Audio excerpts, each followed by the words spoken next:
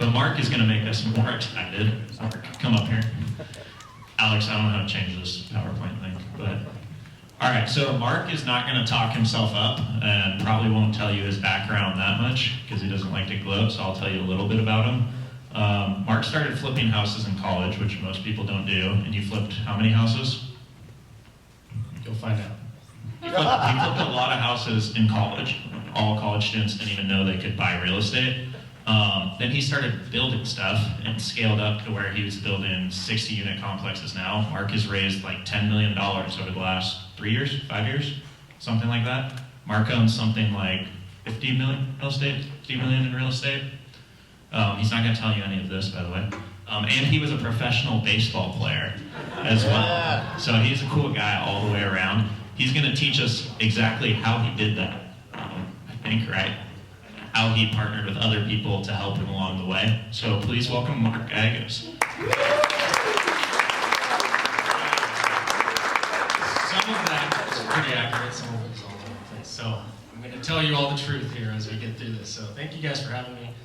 It's awesome to be back because the last time I got to speak to this group, you guys have since outgrown 2 locations, and the energy here is awesome, and it shows a lot of just what happens when you build a community and you build good partnerships and just the things that can happen and the doors that open up. So it's a lot of stuff I'm going to be talking about, and I just encourage you guys to keep at it because it will definitely pay dividends in your careers. So let's see.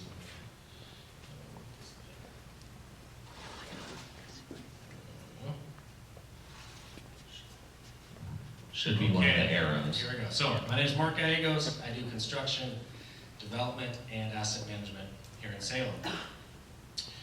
My story really starts in Astoria, Oregon. So my dad was in the Coast Guard for 32 years. So that meant we moved every 4 years. What that meant for me as the youngest of 3 siblings is I got the best end of the deal. I had to live in Astoria, Alaska, North Carolina, back to Astoria where my dad ultimately retired and I spent most of my childhood.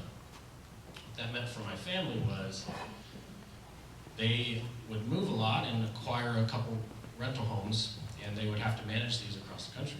And imagine a world of managing remotely, completely DIY, self-managing, without the Zillow, without the online quick background and credit checks for tenants, with all the tooling that we have now. I mean, they didn't even have cell phones back then. So it's hard for me to even understand how they did that across the country.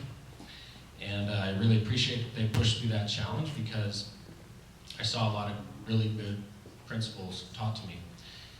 But it wasn't easy. I distinctly remember a moment where we were living in North Carolina, and we had a rental home in Astoria. Tenants hadn't been paying rent, and my dad took his hard-earned vacation time to fly across the country, and he walks up to this house, and he finds a TV show worthy situation, right? Trash, garbage, food, feces, damage. I mean, just exactly what you see on TLC. We spent the whole time cleaning this place up, fixing up all the damage, gets it done, flies back to North Carolina to be with his family to find that he's being sued by the tenant because he didn't store the stuff for the tenant to review again. He ultimately won that case, but that was sort of the taste I had of real estate. The idea was you spent all your time and effort to buy the worst possible house, you trade all that to fix it up and create a margin. You deal with this stuff, and 30 years later, it starts to pay off. So, I didn't know much in high school, but I knew I wanted something a little bit different than that. I was pretty ambitious. Let's see. Okay, so I was pretty ambitious as a high schooler, wanted to build something of my own. And for whatever reason, I started selling energy drinks. I had a little sales force of all my buddies meet me in the parking lot before school, stuff the backpacks full of drinks. We'd sell all day, and then at the end of the day, we'd split up the profits. That worked pretty good until the school said no more. So there's something else out. I found myself at Corporate University a few years later playing baseball, and had a really hard time paying attention in class. And I still blame it on the fact that they let us use laptops during the lectures, and I started playing around with graphic design, and instead of buying my clothes, I just started making it, and making graphics and t-shirts and sweatshirts and hats. And I had myself a little apparel business, and we'd start to sell in class and school, and I had buddies at other schools, and they'd sell too, until I learned what inventory costs were, and the mystery of why some stuff would sell and some wouldn't, and I'd be stuck with bags and boxes of apparel that nobody wanted. So back to the drawing board. Playing baseball, I was hurt all the time, and it was pretty funny looking back because this was before foam rollers were cool. They gave us a 2-foot length of PVC pipe and said, just roll on that thing and it'll help your muscles. So we're rolling around, the whole team, trying to figure that out, and thought there's got a product than that. So I figured out that there was a company in China, wrestling mats, and I enlisted them to make me a foam roller that looked like that. Had some bump on it. And I had a bunch of those shipped over, and I started making an Amazon business. And that worked actually pretty good.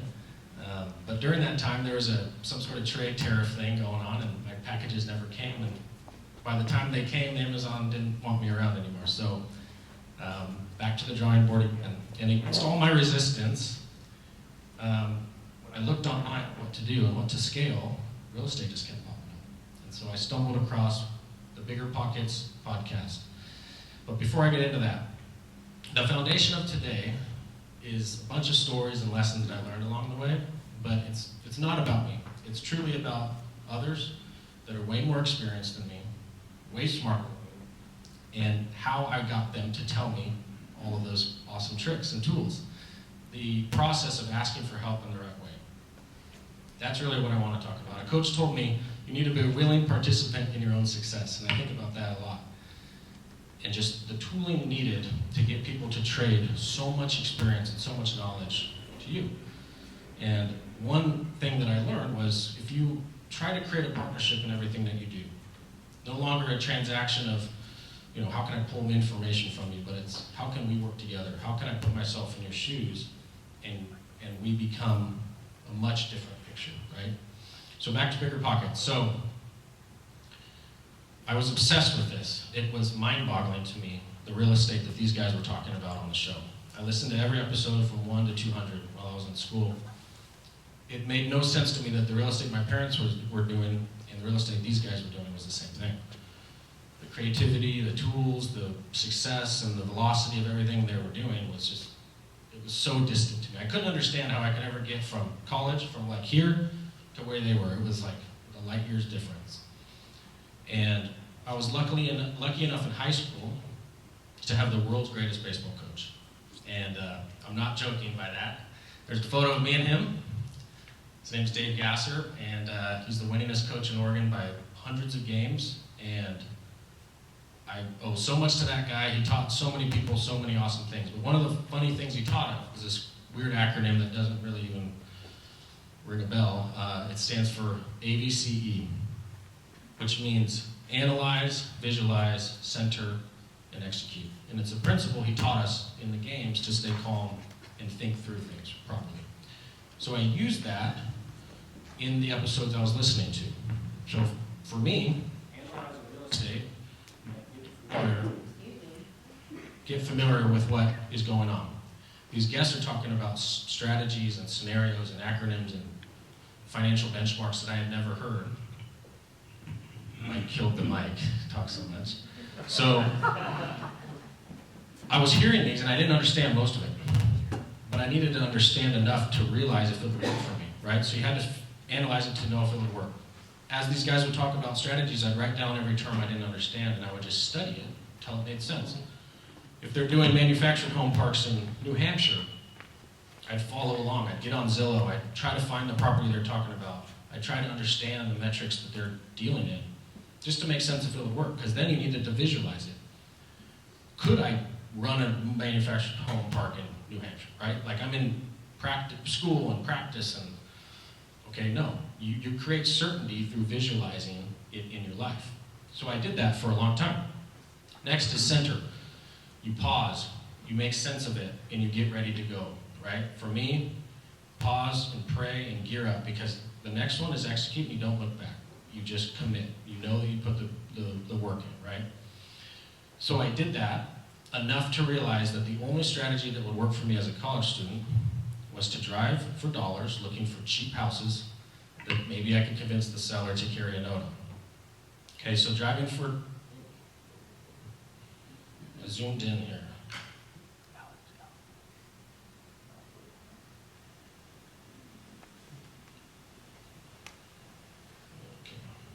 All right, so driving for dollars meant back then, I would print out a map of Salem and the areas I wanted to go, and I would get a highlighter and a sheet of paper, and I'd drive through every location of Salem that I wanted to buy a house in. And I'd write down the address of every house that looked like it needed help. And that would mean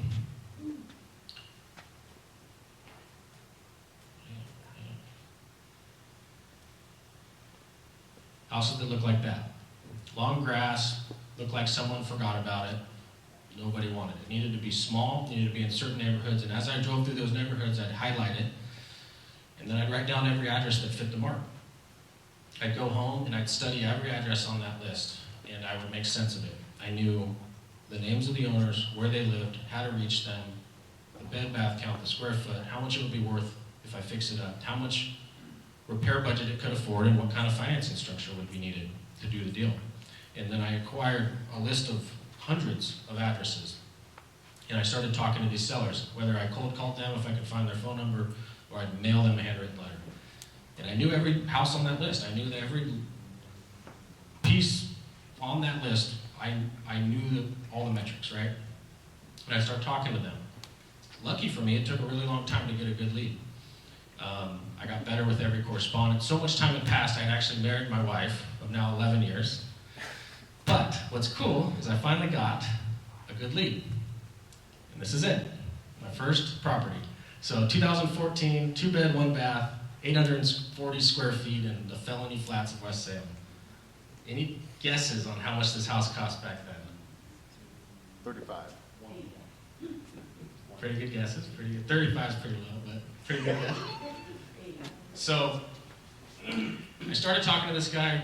We came to terms at, oh man. Come on, Mark. This is your problem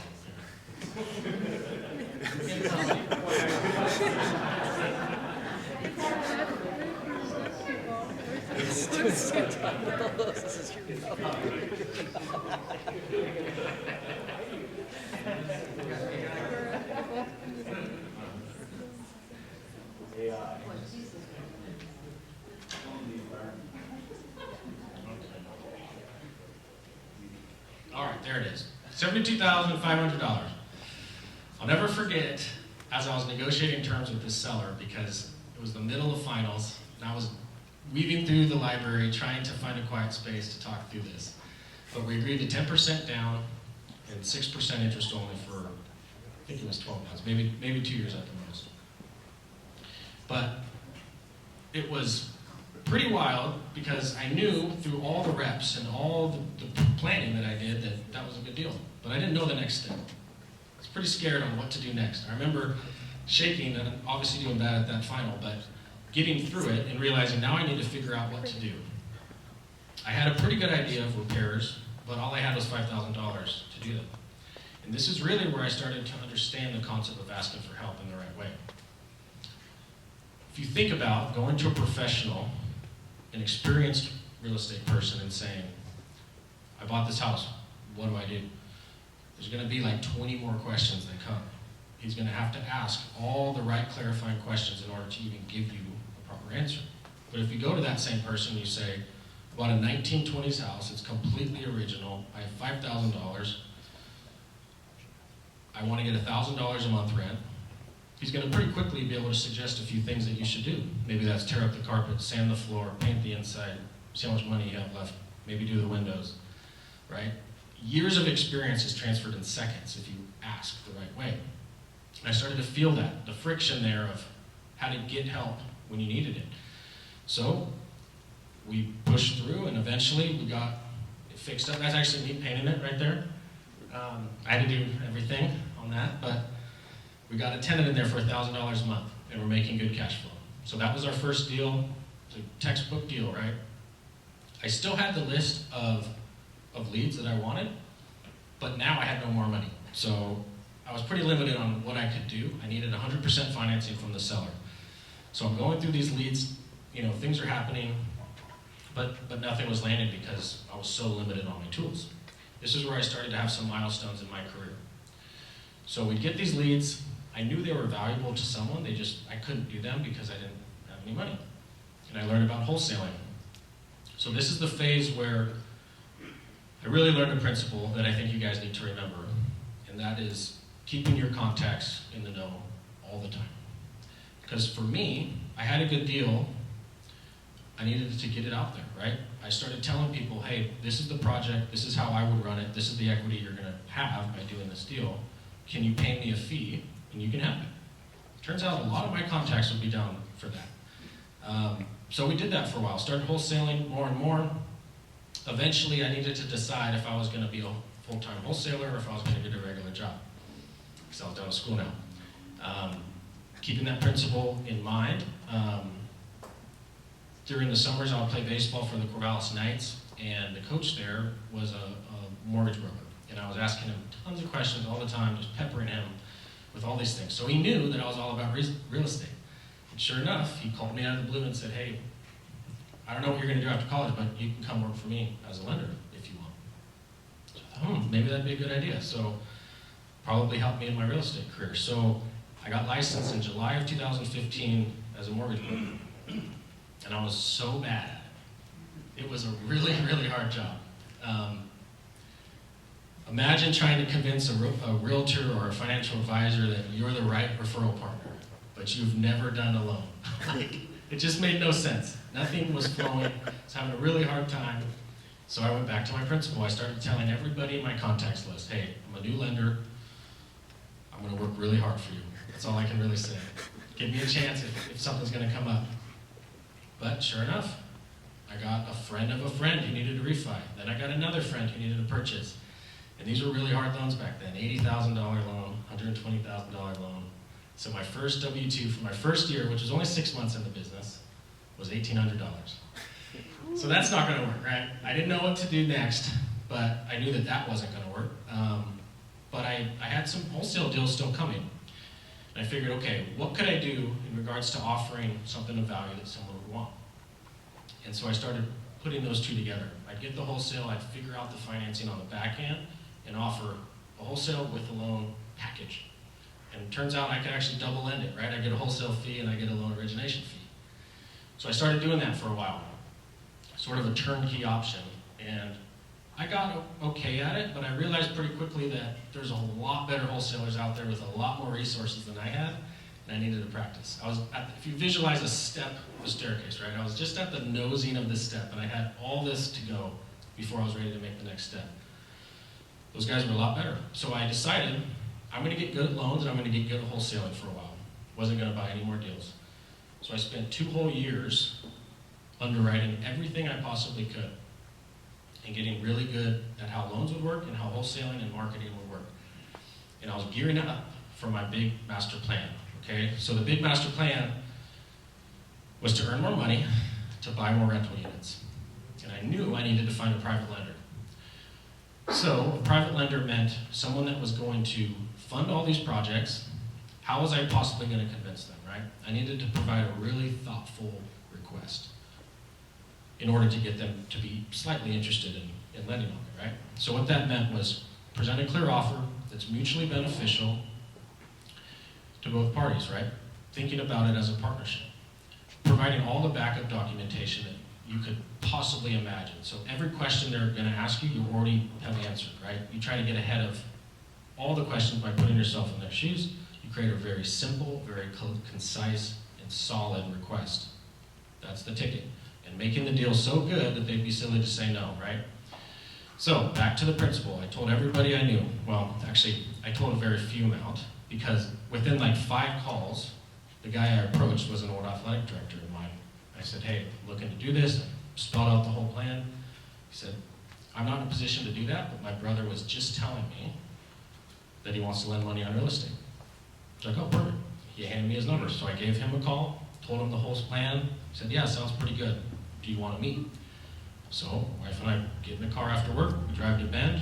We meet. I hand him the whole portfolio of the business plan, right? Spelled out exactly what I'm saying here. Backup documentation for me meant my credit report, my resume, my balance sheet. It was like a sentence long, right? But it gave a clear picture to what we were going to do, where we were going to head, and what it meant for both sides. He said, sure, let's do it. So next thing I know, it's 2017, and I call this a milestone year for me because I really learned that year what hard was. I thought I knew what hard was doing loans, but I realized then it's not a linear path. You don't get to hard and everything's the same level. It's just this ongoing, unbelievable challenge, right? So 2017 was that year for me. We'd geared up for what we were gonna do with this investor, flip a bunch of houses and raise the money to go buy more rentals. So back in my college days, I was playing baseball and hurt a lot. So turns out I needed to get a hip surgery at that time. I had scheduled the hip surgery, and we're chasing our first, few deals together. Nothing was landing. And then all of a sudden, first deal lands, but I had the hip surgery 30 days later. And the part of my whole business plan was I was going to do all the work on these projects. So I had to figure out how to make it happen. You analyze the situation, you visualize, you get ready for what you're about to do. I thought, okay, I think I can do it. So I was working like a dog. I'd wake up early, go to Corvallis to do my loan job, after work go straight to the job site and work till I went to sleep pretty much. I'd count down the days for the weekends because then I would have an uninterrupted day at the job site. And we're going after this, we bought the house, we're flipping it, and I got it done in 30 days. The next day, I had my hip surgery. I listed the property for sale, and it sold for $80,000 net profit. My split was 25%. And sure, I could have got more or whatever, but the more important thing was that this investor was happy and ready to do the next deal. So I spent a few months healing, getting the next flip figured out and geared up, and then I operated that flip the same way, except this time we sold for $75,000 net profit, and I got 30%. I built in this little scale of me earning my fee. And now I had a little bit of money, and I was ready to pursue the buy and hold portion of the plan. So we're chasing a bunch of duplexes, right? I had my driving for dollars all coordinated for duplexes. We're mailing them, trying to get it, and we got a lead. So not only one, we got